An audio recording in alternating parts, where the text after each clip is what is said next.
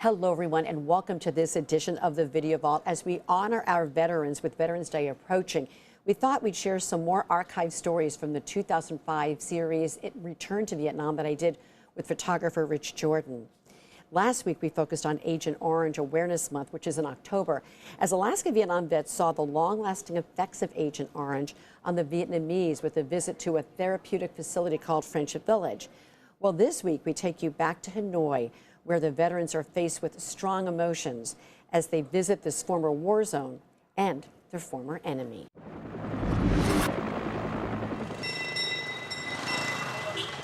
Two different worlds, all on the same soil, 30 years apart. And now, decades later, this land battered by war for centuries is welcoming back former enemies, veterans from what the Vietnamese call the American War. And no animosity, no hassles. The Vietnamese want very much to have the veterans come back and create a new relationship. And they find that, and it's overwhelming. It was with great trepidation that the Vietnam vets decided to return after the war.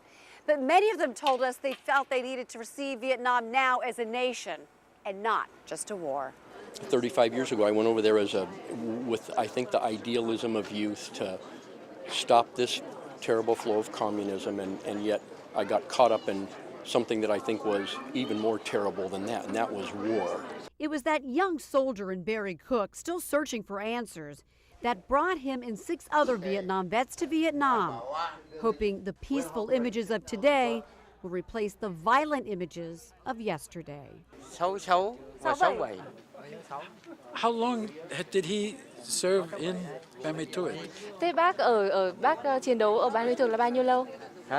Vâng. Trong thời gian đấy. Vâng, trong thời cũng là trong 67. Also in 1966 and 1967. Thế có bạn nhau không ạ? Nói chuyện. Có bạn nhau. Part of the healing, meeting with their former enemy. A new friend. The Viet Cong soldiers who wounded them, killed their buddies, now getting health care here at Friendship Village, a place funded in part by Alaska's Vietnam vets. One of you shot me. Các bác suýt nữa thì bắn rồng. And I want to know who did it.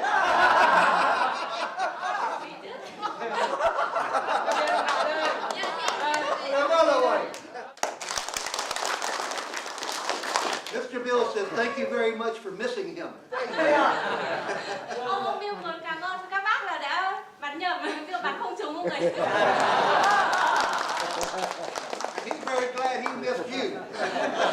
Ông cũng vui vì ông đã không bắn vào các bác. I wasn't quite so lucky. Somebody did shoot me. I think it was him.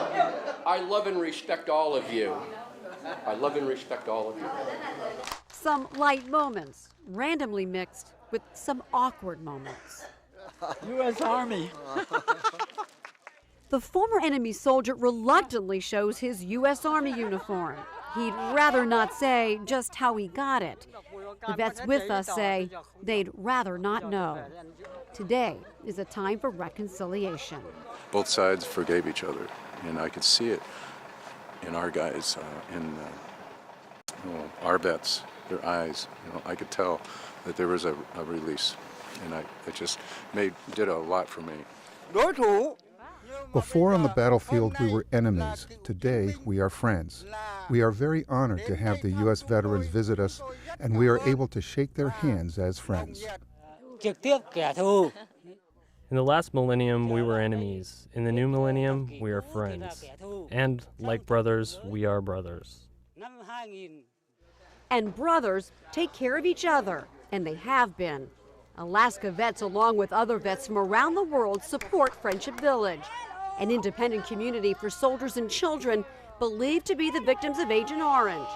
A haunting reminder about the real victims of war, 3 generations after the war. As I just challenge the young ones who helped me through this moment, that you all go back home and you tell the people what has happened over here, and you tell them loud and clear what we did to these children.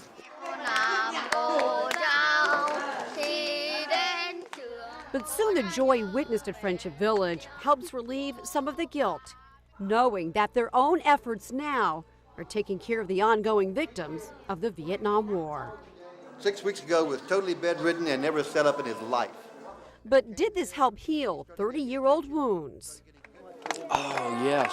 I'd say there's a lot of positive energy flowing both ways. It's a two-way street. But just hours after Friendship Village, the tour takes a turn for the worse. I personally right now I'm having a difficulty because we had a great morning, it was real powerful healing, and now we're here, and it's like this is not a good time. For me anyway, I don't know how anybody else is, but I'm not happy right now, you know, this is in an ad, that's crazy.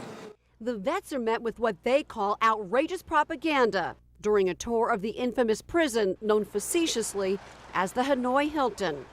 The tour starts with the tour guide showing the horrors of this former French prison where the Vietnamese were brutalized from 1945 through 54.